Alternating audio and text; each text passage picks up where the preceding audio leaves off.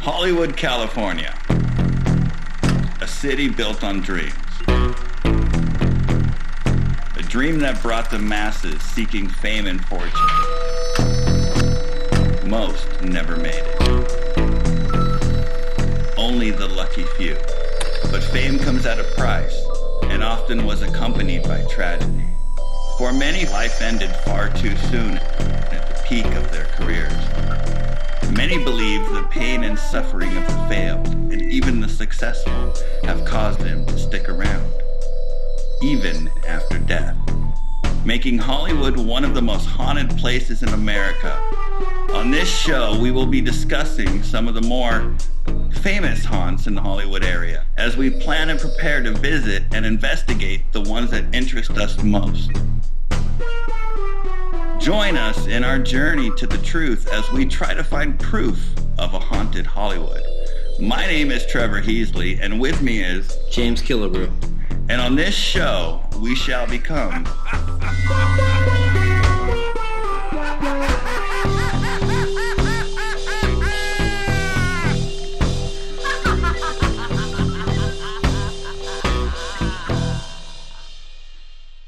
we have come together out of a shared interest.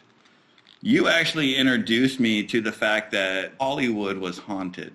Yes, many stories of just anywhere from like haunted hotels to just crazy suicides to people being in the wrong place at the wrong time. It goes on and on. So some of the stories you told me really piqued my interest and made me investigate it a little bit more. And then we planned on doing a show where we're going to investigate 5 hotels or places where people have promised if we show up, there will be a ghost. We will see something. Yes. And I got to be honest, I do not believe in ghosts. I don't believe we're going to see any paranormal activity. I believe everything can be explained through science. Science. There are certain frequencies which can cause hallucinations. I believe everything can be explained by science. Have you ever had a paranormal experience yourself? Well, yes, it's hard to say. I mean, what I witnessed in my eyes was definitely believable.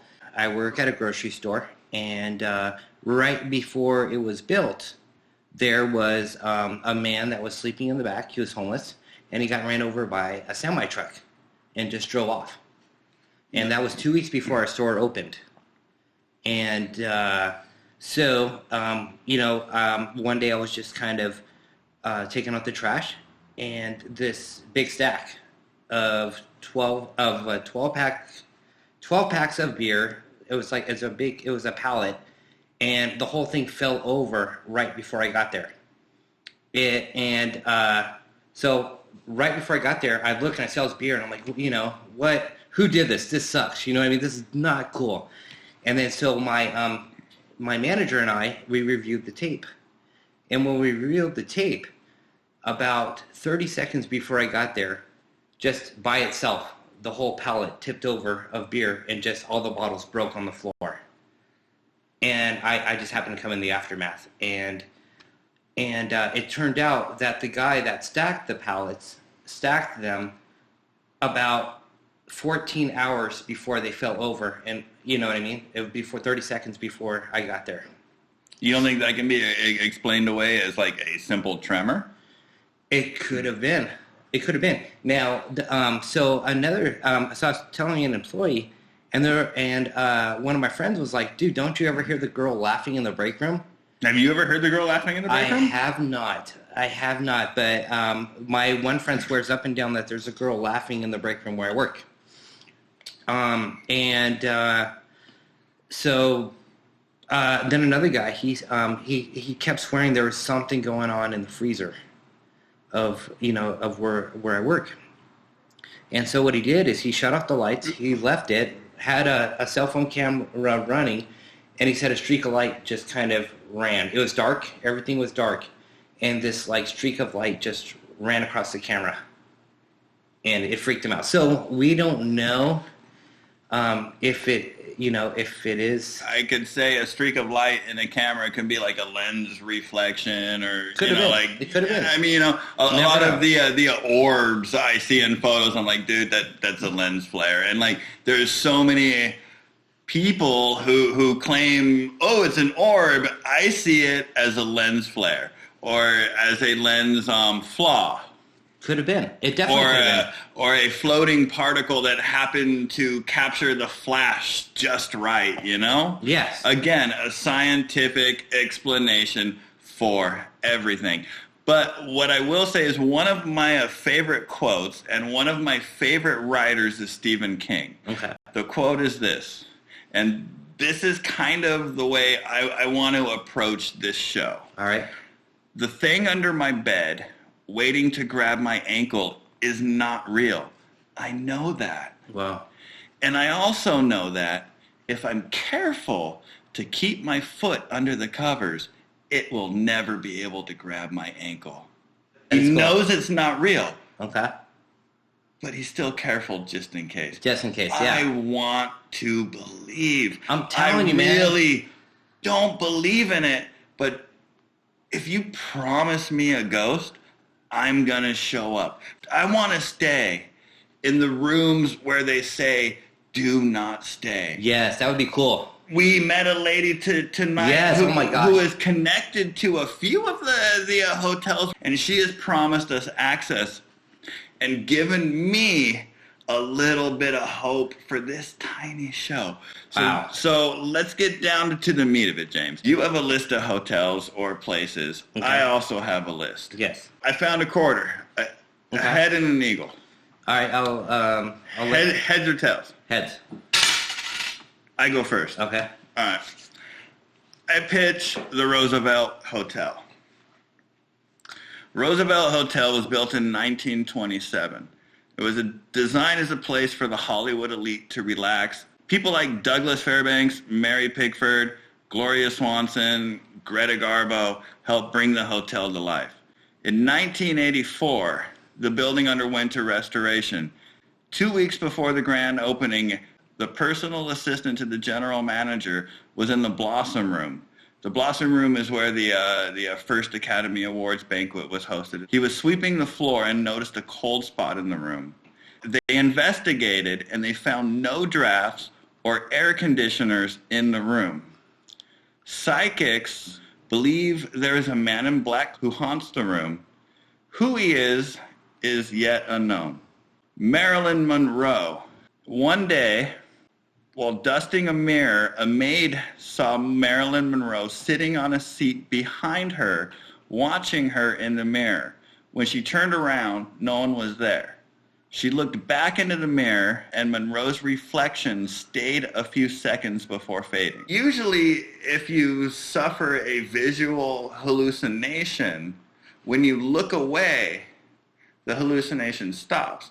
She lived in the hotel for 2 years on and off. Stayed in suite 1200. It was overlooking the pool. Now, I've actually heard as well with this story that you can see Marilyn Monroe singing as she's combing her hair, brushing her hair. The mirror, right now, it is hanging right off the main lobby. If you walk into the main lobby, go up the right stairwell, it is right there. Yes. No. So if you want to take a chance and see Marilyn Monroe, show up to the hotel, look in the mirror, but we're also going to show up for you. On the 9th floor of the hotel, employees report strange shadows. Some employees actually refuse to go up to that level. Montgomery Clift. Are you familiar with Montgomery Clift? Uh-uh. He played in From Here to Eternity. Oh, yes. All right, so he stayed in room 928. In that movie, he also played the trumpet, which he didn't know how to play. So he would sit in his room, and he would play the trumpet for hours and hours and hours and hours. Now, to this day, the front desk claims to be getting calls from various rooms complaining of trumpet noises. They always ask, what room is it coming from? And they usually say 928.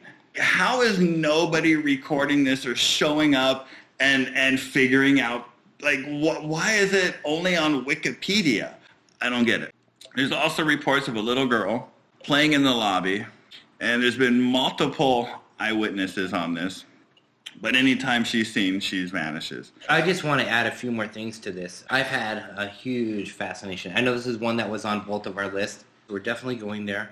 One of the things that really fascinated me is that when you walk up the stairs and you go by the mirror and you make a right to where the room is where the first Oscars were held, I've felt that breeze that they were talking about earlier. I was there with you. We were there together, and you said you felt it too. You're like, there's a cold breeze, and it's not anywhere else. Now, when you open those doors, right then and there, you'll feel that cold breeze, and you can walk right through it, and you'll look up, and there's no ventilation at all. There's nothing shooting down that cold air. It's like straight walls, and it's shooting down cold air, and it's just like, this doesn't make sense. And it's just in that one corner. I mean, from my experience, we actually felt it through the doors the other day. It was two locked doors that you actually felt a little bit of wind coming from between the two locked doors. Now, there's claims that there's no air conditioning, there's no anything in that room. No, there isn't. But because I have not actually been able to open those two locked doors, I have no definitive opinion. We need to get those doors open. Now, I remember going up there on the third floor. Now everything's locked. Everything has to have a key card to get on the floor, off the floors, whatever. We went up the elevators, right? And we saw the room. When you look down the hallway, all the carpeting is brand new. And you can see underneath the carpet that goes to the room, you can see the old carpeting still. And the lock, it's different than all the other ones. All the rooms, besides 302, has a key card. This has a key lock. It's very old, like it was from something made back in the 50s that just never got updated. So there was a man and his daughter, and they were staying in that room, and the man ended up murdering his daughter in that room. And that's who I believe the girl in the blue dress is that people keep seeing in the lobby.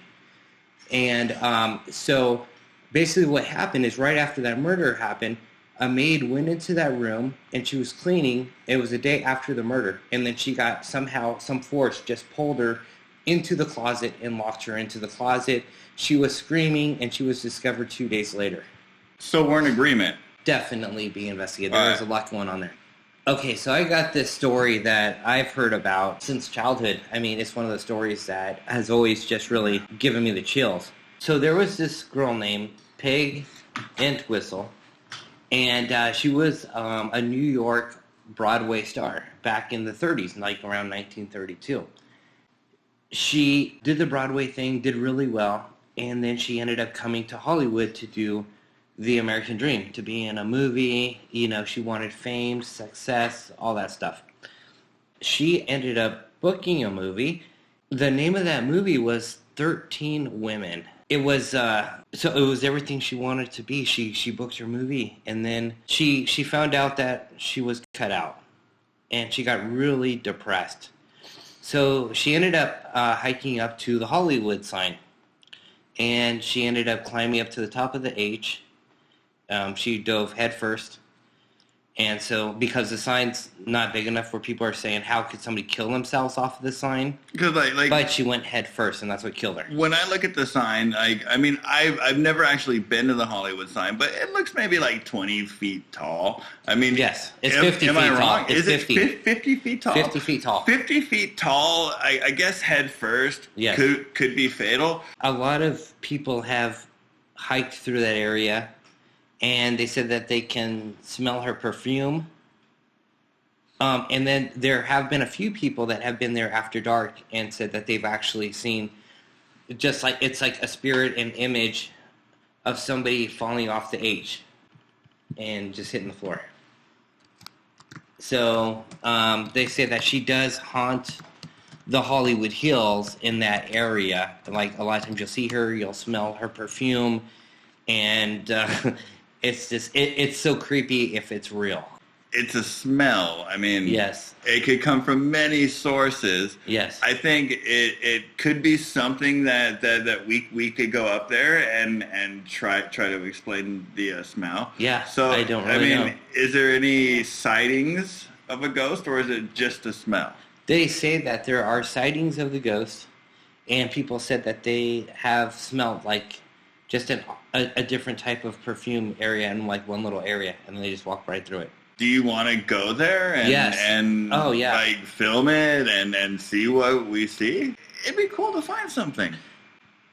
Another place I would like to bring up is the Knickerbocker. Ooh, I've heard about that. Underneath the Knickerbocker is a place called the All-Star Cafe. All-Star Cafe. Both of them are equally as interesting as one another. Oh, wow. The building was built in 1925 during the Prohibition time. It was also a speakeasy, so a lot of like famous celebrities would go there and get drunk in the luxury lifestyle they were accustomed to. Famous guests include the Three Stooges, No way. Larry, Moe, and Curly. Wow. They hung out there. Elvis, Sinatra, Milton Berle, Marilyn Monroe, What? and Joe DiMaggio honeymoon there. What? No way. So The Knickerbocker. the main attraction of the hotel was the Renaissance Revival Bar.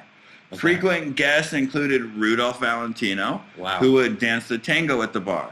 The hotel would also go on to host many celebrities and many scandals over the years. Wow. The lobby features a chandelier. It was built in 1925. It cost $100,000, which means it's For the chandelier. It is one of the most expensive chandeliers Wow. in existence. Under this chandelier, movie director D.W. Griffith died under that chandelier. His spirit is said to haunt that area. I Love Lucy star William Frawley, Fred Mertz. Okay.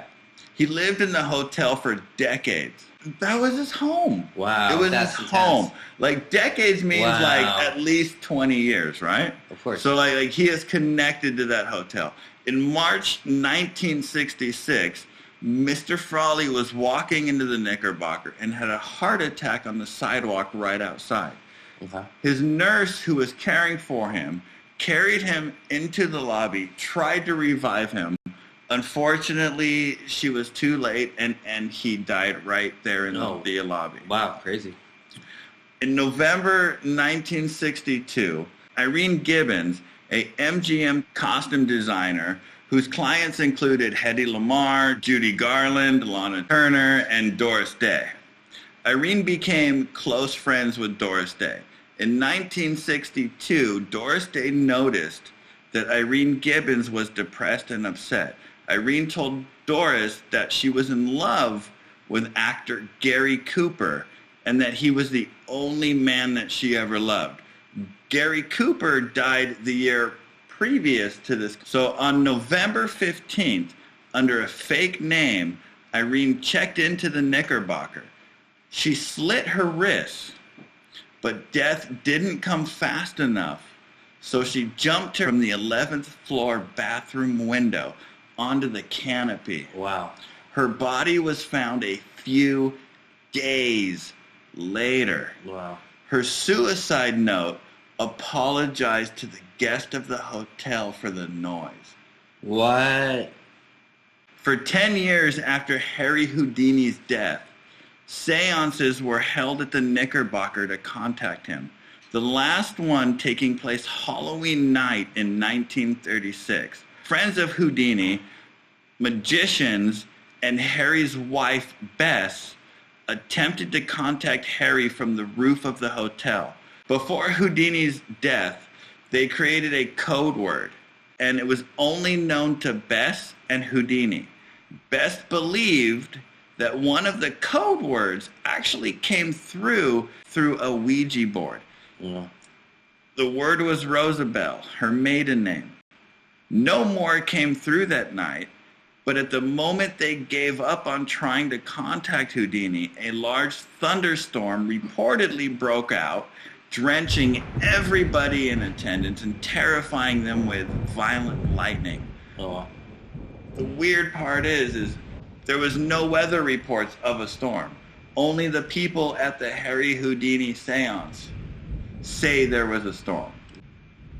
In 1971, the hotel closed and became a senior citizens building. The old bar was sealed off until the 1990s. It was reopened as a coffee shop called the All-Star Cafe.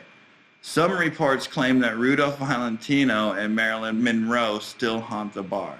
The women's restroom is the most haunted place in the hotel. If you go into that restroom, you will have an experience. Wow, I would go there. I would like to have to spend a few minutes, a few days. I don't want to be a pervert and hang out in the women's restroom, but I want to be a ghost hunter and hang out in the women's restroom. I totally know how to do it, man. We have to get a sex change. You get the sex change, I'll go in there as your assistant. That's not going to work. Dude, we have to go all for it or nothing.